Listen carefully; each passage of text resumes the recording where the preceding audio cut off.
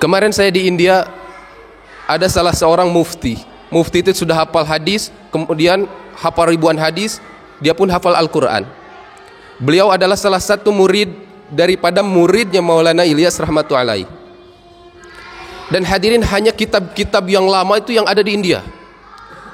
Beliau menyampaikan satu muzakarah di mana beliau menyampaikan sesungguhnya ketika jasad Nabi Adam sudah jadi, yang diciptakan dari beberapa tanah yang warnanya berbeda-beda, maka ketika Allah Subhanahu wa taala tiupkan ruh melalui ubun-ubun, maka kalau bapak-bapak lihat bayi yang empot-empotan ubun-ubunnya, itu jalan masuknya ruh.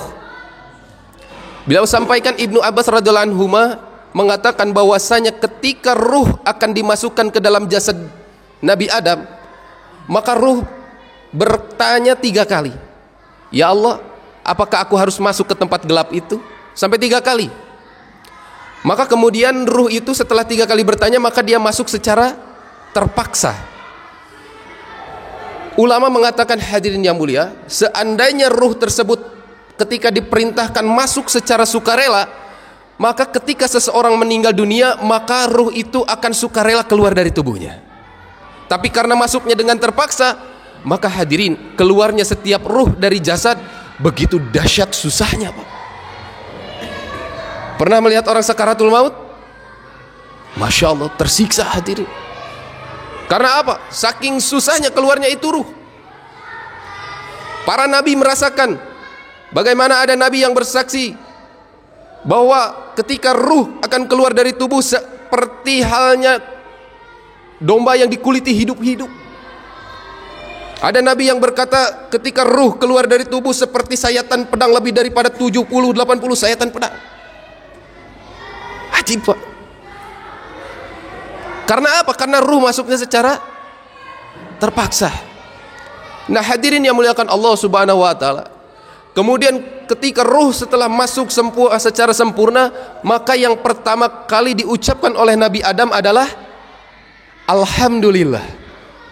Setelah beliau bersin, beliau mengucapkan Alhamdulillah atas ilham daripada Allah Subhanahu wa taala. Maka Allah menjawab dengan Yarhamukallah. Dan ini menjadikan salah satu syariah dalam agama kita, hakul muslimi ala muslim khamsun. Dan salah satunya adalah radus salam. Yang salah satunya lagi kemudian watasmitu tasmit. Jadi ketika ada orang yang bersin mengucapkan Alhamdulillah, maka hak bagi orang yang bersin terus harus dijawab bersinnya dengan ucapan Yarhamukallah. Nah hadirin yang muliakan Allah Subhanahu wa taala, ketika Nabi Adam bersin, maka beliau melihat daripada 4 cahaya, kemudian 4 kegelapan. Maka Nabi Adam kebingungan. Ditanya kepada 4 kegelapan tersebut. Terhadap kegelapan pertama ditanya, wahai kegelapan, siapakah engkau? Maka kegelapan yang pertama menjawab, sesungguhnya aku adalah marah dan tempatku ada di dalam otak. Jadi marah itu merupakan kegelapan. Maka kemudian kegelapan yang kedua ditanya, siapakah engkau? Sesungguhnya aku adalah nafsu dan letakku ada di dalam mata. Kemudian kegelapan yang ketiga ditanya, siapakah engkau? Aku adalah penyakit dan tempatku ada di dalam badan. Kegelapan yang keempat ditanya pula, siapakah engkau? Aku adalah dunia dan tempatku ada di dalam hati. Maka kemudian Nabi Adam alaihissalam bertanya terhadap 4 cahaya. Cahaya pertama ditanya, siapakah engkau? Maka jawaban daripada cahaya yang pertama, aku adalah akal dan tempatku ada di dalam otak sebagaimana marah. Ketika aku masuk ke dalam otak, maka marah yang akan keluar.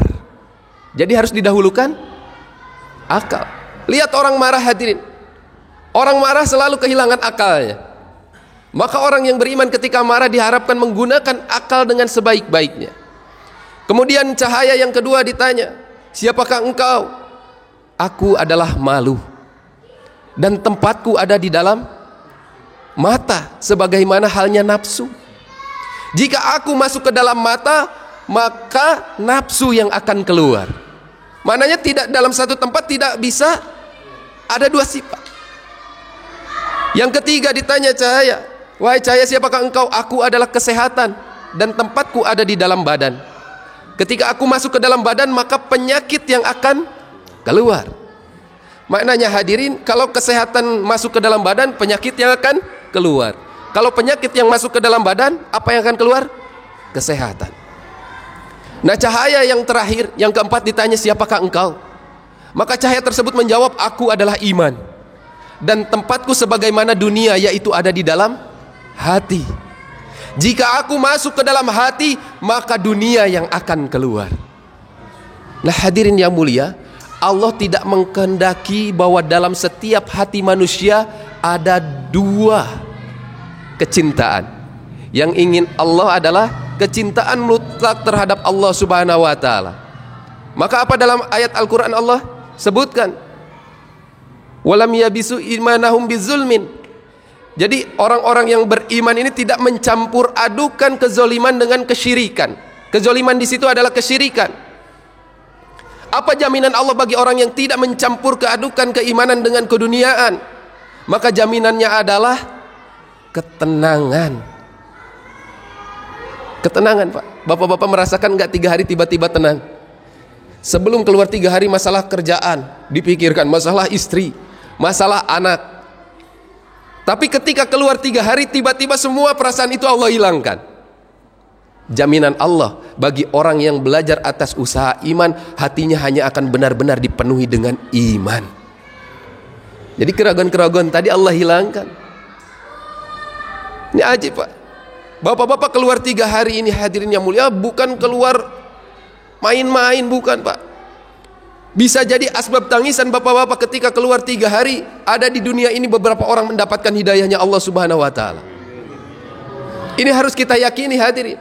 Karena usaha dakwah adalah usaha menghasilkan hidayah.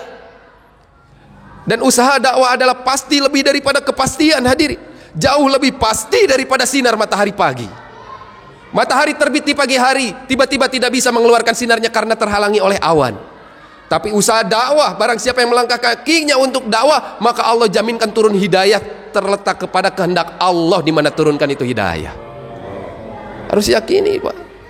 Engke bapak-bapak di surga tiba-tiba ayah orang nyamperkan, nuhun Kang Ustad, saya jadi bisa masuk Islam. Kapan saya mengislamkan kamu?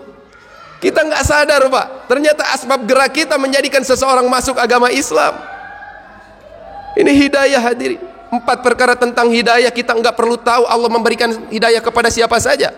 Kita tidak perlu tahu Allah turunkan hidayah di mana saja. Kita nggak perlu tahu caranya bagaimana Allah memberikan hidayah terhadap seseorang. Yang penting kita dakwah saja, yakini dengan dakwah akan Allah turunkan hidayah.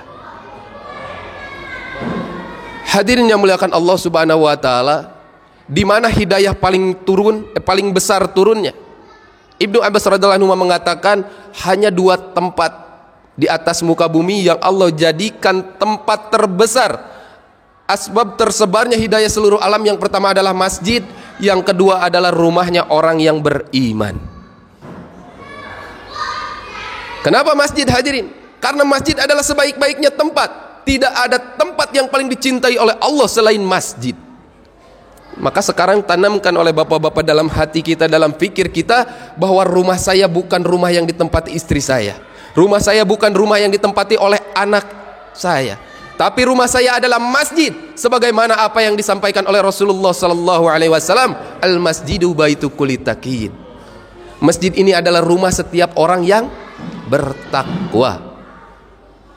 Wa taqaffalallahu liman kana masjidu baitahu birohi wa rahmah. Dan Allah menjamin bagi siapa saya yang menjadikan masjid sebagai rumahnya, jaminannya berupa rahmat. Apa rahmat? Kasih sayang. Allah hanya menurunkan 1 rahmat ke dunia, hadirin. Sisanya 99 Allah akan sempurnakan di akhirat. Dengan 1 rahmat yang Allah turunkan ke muka bumi, seekor singa yang lapar 2-3 hari dia tidak makan, ketika dia mempunyai anak, maka dia tidak akan memakan anaknya karena rahmat Allah. Padahal hari-hari dia makan daging, hari-hari dia lapar, harus memenuhi hawa nafsunya dalam hal makan dengan daging. Tapi dengan rahmat Allah, tidak ada satupun singa yang mampu memakan anaknya sendiri. Karena apa? Karena rahmat. Tapi ketika manusia dicabut rahmat oleh Allah, maka hari ini bisa kita saksikan tidak sedikit ibu yang membuang anaknya. Karena apa? Rahmat Allah tercabut. Maka orang yang seperti itu, hadirin yang mulia, jauh lebih rendah daripada binatang. Hadirin, ukuran daripada kecintaan, kasih sayangnya Rasulullah terhadap ini umat 70 kali lebih banyak daripada seorang ibu sayang terhadap anaknya. Rasulullah pernah menyampaikan dalam satu majelis, tiba-tiba Rasulullah bertanya, "Wahai sahabatku, tahukah kalian golongan orang-orang yang mulia?" Maka para sahabat menjawab, "Ya Rasulullah, tentu saja para malaikat adalah makhluk yang paling mulia." Maka apa jawaban Rasulullah? Bagaimana mereka tidak mulia? Sementara Allah Subhanahu wa taala menciptakan mereka hanya untuk taat dan beribadah kepada Allah Subhanahu wa taala. Namun bukan itu. Maka para sahabat menjawab lagi, kalau begitu orang-orang yang paling mulia adalah Nabi dan Rasul, karena mereka diutus untuk menyampaikan agama terhadap manusia. Maka Rasulullah menjawab, bagaimana para Nabi dan Rasul tidak mulia? Karena memang tugasnya adalah menyampaikan risalah kebenaran dari Allah Subhanahu wa taala. Maka Rasulullah lama menundukkan kepalanya sambil meneteskan air mata. Hadirin yang mulia, ternyata yang disampaikan oleh Rasulullah, tahukah kalian bahwa golongan yang mulia itu adalah umatku yang jauh lahir daripada zamanku. Dia tidak pernah melihatku dengan matanya, tapi mereka beriman kepada aku. Bapak-bapak, Pak, antum-antum, Pak, semuanya, antum-antum bisa nangis karena sunnah, Pak. Antum-antum sebenarnya yang dirindukan oleh Rasulullah, dan ini yang membuat Abu Bakar cemburu. Hadirin, sampai Rasulullah mengatakan, tuba, sungguh beruntung liman amanabi, orang yang beriman kepadaku, waroni marotan. Beliau mengucapkannya 1 kali, tapi Rasulullah tidak berhenti sampai di situ. Beliau mengatakan sampai 7 kali, tuba, tuba, tuba, tuba, sampai 7 kali. Sungguh beruntung, beruntung, beruntung, beruntung liman amanabi, orang yang beriman kepadaku namun matanya tidak pernah melihatku. Ajib. Wadidtu ani lakitu ikhwani, aku rindu terhadap saudaraku, kata Nabi. Maka para sahabat hari itu cemburu dan bertanya, ya Rasulullah, kami saudaramu. Awalaisa nahnu ihwanuk, bukankah kami saudaramu? Lah, kata Nabi, bukan. Saudaraku adalah orang yang beriman kepadaku namun mereka tidak pernah ada kesempatan berjumpa dan melihatku. Hadirin, bapak-bapak harus yakin, Pak. Ulama kita mengatakan satu orang menghidupkan sunnah Nabi, maka hari ini Rasulullah tersenyum-senyum. Hadirin, berapa banyak orang hari ini yang meninggalkan sunnah, Pak? Datang sholat Jumat pakai lepis, Pak. Datang sholat Jumat tidak menggunakan penutup kepala. Hadirin, tidak ada yang mengingatkan. Sementara Rasulullah rindu terhadapnya. Hadirin, tapi asbab bapak-bapak keluar 3 hari, bapak-bapak mengenal sunnah, maka Allah tanamkan sifat ingin menyampaikan terhadap orang yang belum tahu. Asbab siapa, Pak? Asbab risau Nabi. Nabi itu nggak pernah memikirkan dirinya sendiri. Hadirin, bahkan sampai di sakaratul mautnya, apa yang terucap dari lisannya kecuali umat, umat, umat. Hadirin, hari ini orang banyak lupa terhadap umat. Hadirin, lebih banyak berhajat terhadap keinginan diri sendiri, terhadap harta, memperbanyak harta, menumpuk-numpuk harta. Hadirin, padahal kita tahu bahwa dunia hanyalah seperti bangkai. Hadirin, kenikmatan dunia tidaklah lain seperti jarak daripada lidah sampai ke tenggorokan, gak ada lagi. Rasulullah jauh memikirkan hal itu. Hadirin, bagaimana setiap umatnya masuk daripada surganya Allah. Nah, maka bapak-bapak hadirin yang mulia, belajar 3 harinya ini kita punya tugas khusus. Apa tugas khususnya? Menghidupkan amal masjid. Untuk apa? Dijadikan masjid kita sebagai asbab hidayah dalam sekitar tetangga-tetangga kita. Meluangkan waktu untuk masjid. 1 bulan bapak-bapak mengorbankan waktu 3 hari, tapi untuk meluangkan waktu setiap harinya bapak-bapak hanya dituntut 2,5 jam saja, Pak. Kenapa harus seperti itu, Kang Yuri? Apa yang dilakukan oleh Rasulullah ketika hijrah, hadirin? 13 tahun Rasulullah mendakwahkan iman di kota Mekah. Ketika hijrah, apa yang beliau lakukan? Yang pertama Rasulullah lakukan adalah membangun masjid. Dan ini menjadi tugas-tugas kita, hadirin yang mulia. Tapi tong salah paham. Bapak pulang 3 hari tiba-tiba membangun masjid di sebelah masjid. Nanti orang salah paham, Pak. Maksudnya membangun masjid, sekarang kita bersyukur masjid sudah banyak. Tapi maksud daripada membangun masjid, kita mewarnai lingkungan masjid dengan amal-amal agama, hadirin. Mungkin masjid kita cuma hidup sholat berjamaah, maka kita tambah dengan taklim. Mungkin taklimnya sudah hidup seminggu sekali dengan ustadznya, kita buat taklim harian dengan fadilah-fadilah amal. Mungkin sholat berjamaahnya kurang, maka kita bergerak untuk umat agar sholat berjamaah di masjid kita. Bersedia insyaallah. Membangun masjid dengan mewarnai lingkungan masjid dengan amal-amal agama. Yang kedua yang Rasulullah lakukan adalah menghidupkan masjid dengan 4 amalan. Dakwah ilallah, talim wa ta'alum, zikir ibadah, dan khidmat. Nah, bapak-bapak meluangkan waktu, belum sanggup 2,5 jam, maka bapak-bapak luangkan setiap hari 1/2 jam saja. Tapi niatkannya 2,5 jam.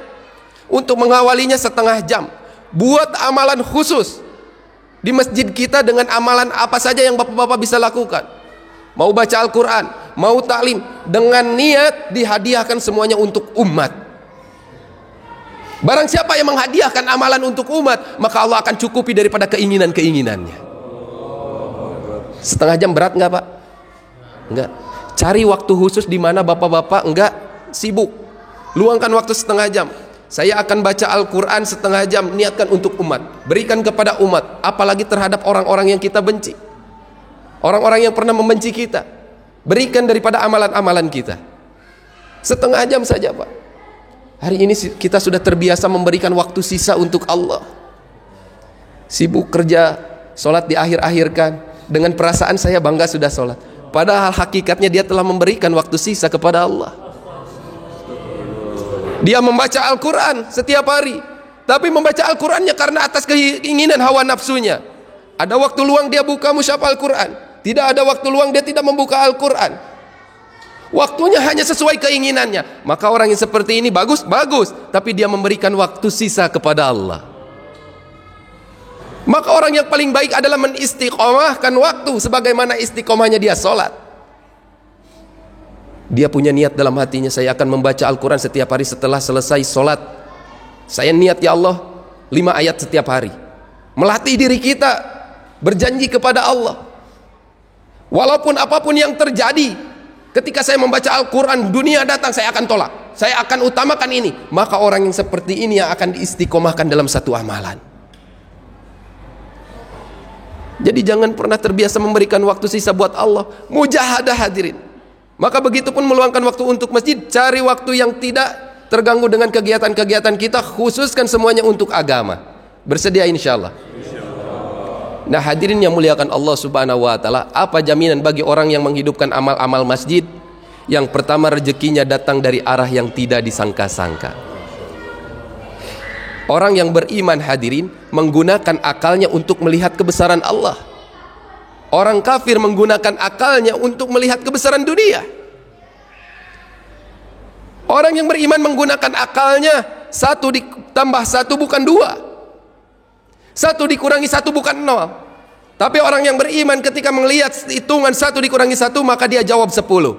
Saya punya 1 uang 10.000, saya berikan, sedekahkan, maka saya akan mendapatkan jaminan 10 kali lipat dari Allah. Biasakan seperti itu, hadirin. Menafikan, membohongkan apa yang kita lihat dan meyakini daripada apa yang dikabarkan oleh Rasulullah sallallahu alaihi wasallam. Karena syarat orang yang beriman adalah meyakini daripada yang gaib. Nah, hadirin yang mulia, buat amalan-amalan tadi. Kemudian dibalik, nanti setelah kita pulang, terlebih dahulukan daripada akhlak, Pak. Saya titip kepada teman-teman yang sudah ikut usaha ini, jangan fanatik, Pak. Fanatik terhadap agama boleh, hadirin. Jangan fanatik terhadap orang lain untuk memaksakan mereka mengamalkan agama. Jangan membenci orang yang maksiat. Orang yang diterima amal dakwahnya, hadirin, hatinya bukan membenci orang yang maksiat, melainkan pandangannya Allah akan buat lembut terhadap ahli maksiat. Maka hatinya penuh kerisauan, ya Allah, bagaimana teman saya yang masih mabuk lepas dari mabuknya. Bukan membenci dengan mengkafirkan, membuat dirinya seakan-akan ahli neraka, bukan, Pak. Sempurnanya iman seseorang, hadirin, adalah sebagaimana akhlaknya. Orang lain gak tahu, Pak, kita tahajud malam tadi. Orang lain gak tahu kegiatan kita 3 hari. Tapi ketika kita pulang, yang dilihat orang lain adalah akhlaknya. Maka bapak-bapak, perlihatkan akhlak yang baik.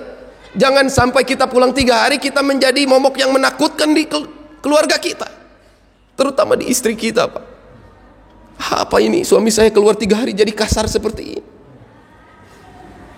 Apa ini, anak saya keluar 3 hari jadi membangkang seakan-akan sudah paham dengan agama? Perlihatkan akhlak yang baik, hadirin. Yang sudah punya istri, bapak-bapak, pulang ke rumah, ini dengarkan, Pak.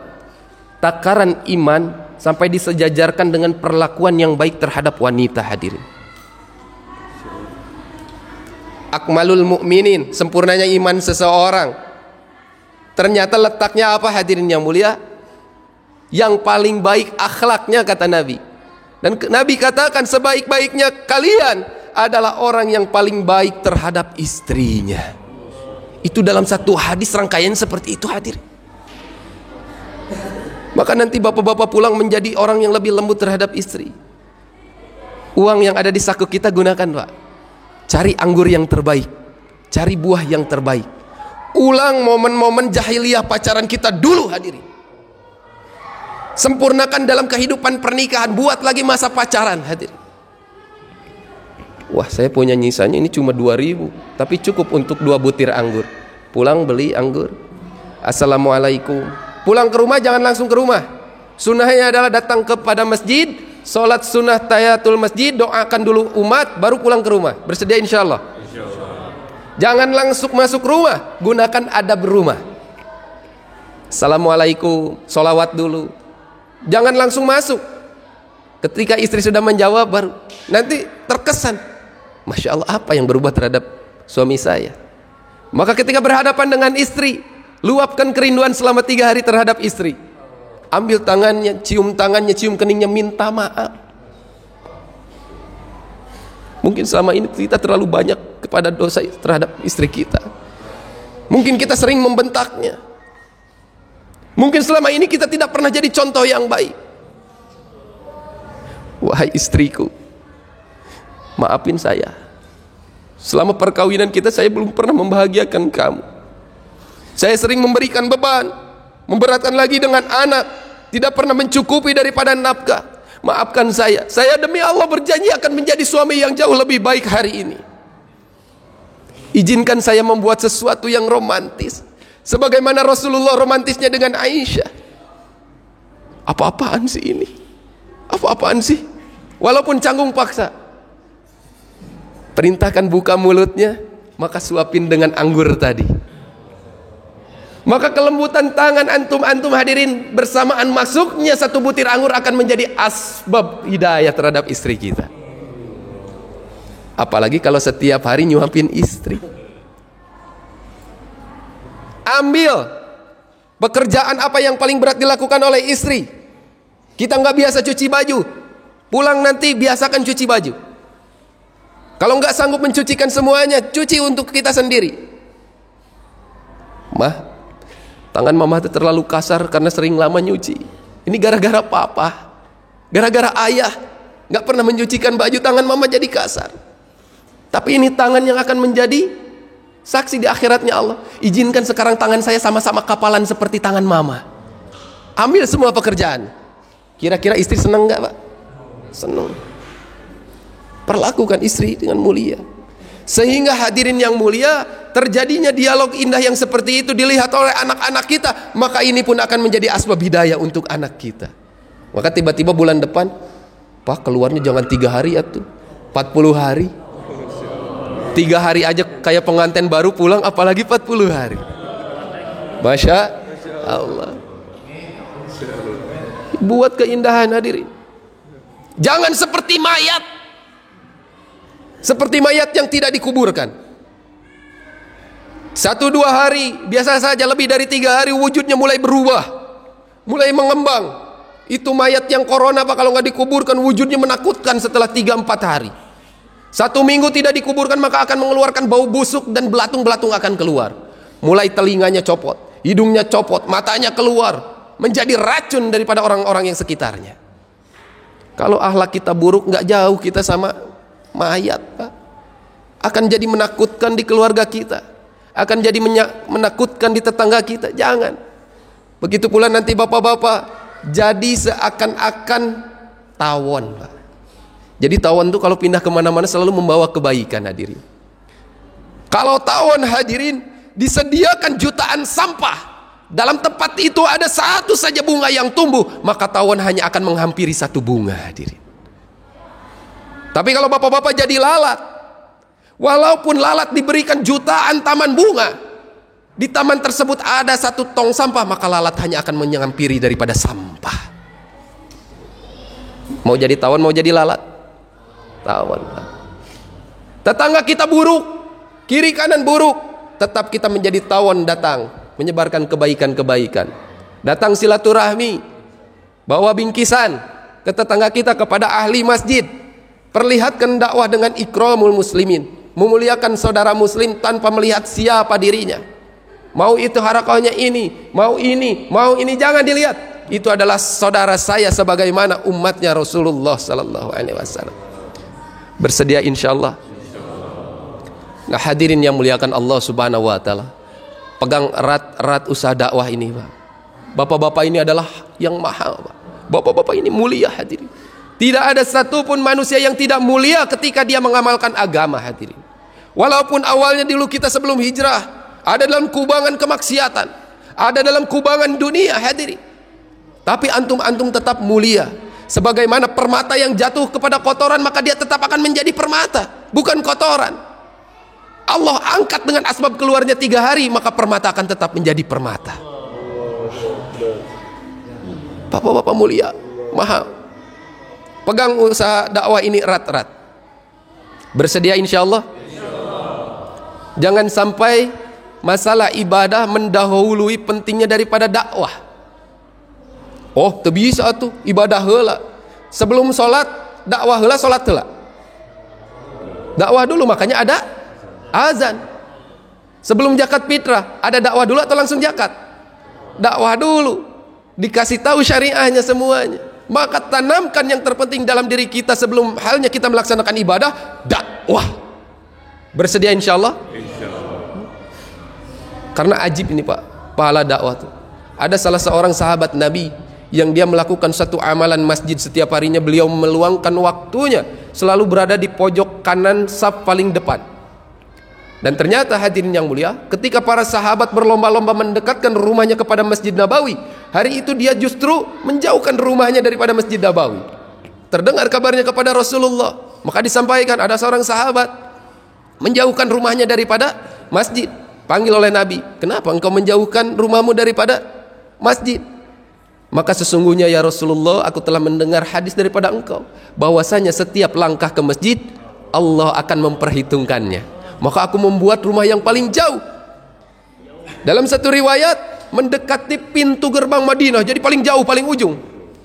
Untuk datang ke masjid dia membutuhkan waktu 3 jam sebelum sholat dimulai. Ini masalah sholat Pak.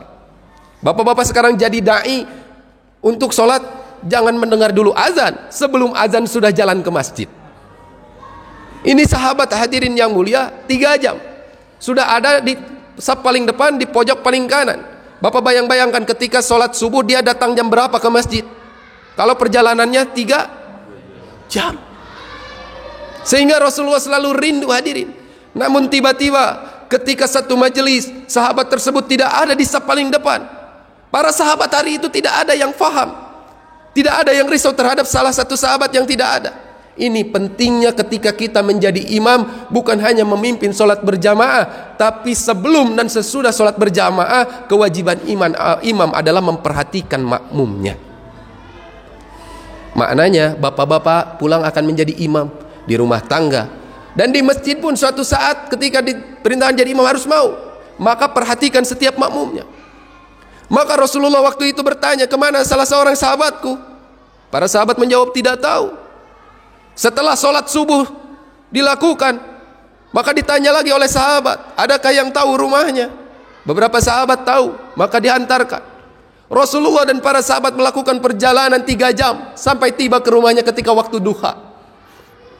Maka ketika datang ke rumahnya disampaikan salam, ada seorang istri yang menjawab dengan suara yang tegar, Waalaikumsalam, dan itu tahu adalah yang datang Rasulullah. Kemudian hadirin yang mulia, seakan-akan perempuan tersebut ingin memberikan sesuatu kabar yang aneh yang dia lihat terhadap suaminya. Maka dia bertanya, benarkah engkau istrinya salah seorang sahabatku? Benar. Kenapa suamimu tidak datang ketika sholat subuh? Ya Rasulullah, tadi pagi suamiku telah meninggal. Lihat keadaan wanita yang beriman, dia tegar menghadapi itu. Biasa saja, walaupun dalam keadaan bersedih, dia bisa seperti itu.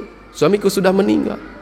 Namun ya Rasulullah, aku melihat pemandangan yang tidak biasa atas suamiku ketika akan meninggal.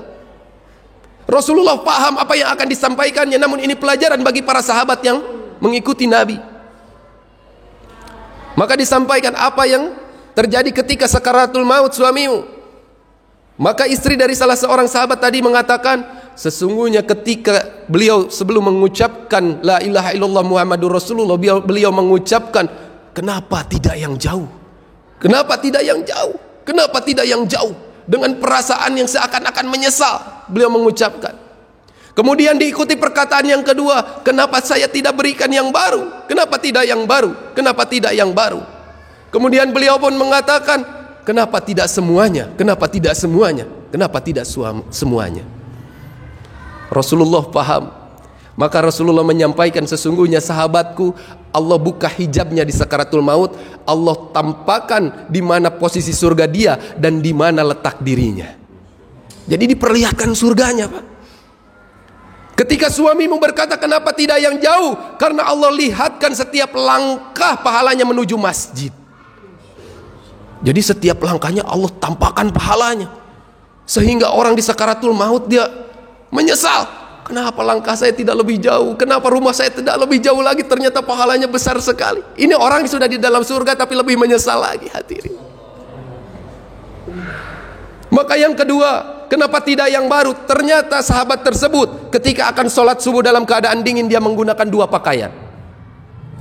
Satu pakaian yang baru di dalam, pakaian yang lama dia gunakan di luar. Bertemu seseorang yang kedinginan, dia berikan pakaian yang lama. Ternyata di sakaratul maut Allah tampakkan pahala pakaian yang lama yang diberikan begitu besarnya. Maka dia menyesal, kenapa saya tidak berikan yang baru, yang baru, yang baru. Pahalanya Allah tampakkan dan letak surganya Allah tampakkan, hadir. Kemudian yang ketiga, kenapa tidak semuanya? Pernah ada satu orang yang lapar, datang meminta kepadanya ketika dia sarapan, dia hanya membelahkan sepotong roti. Maka dia menyesal, kenapa saya tidak berikan semuanya, semuanya, semuanya.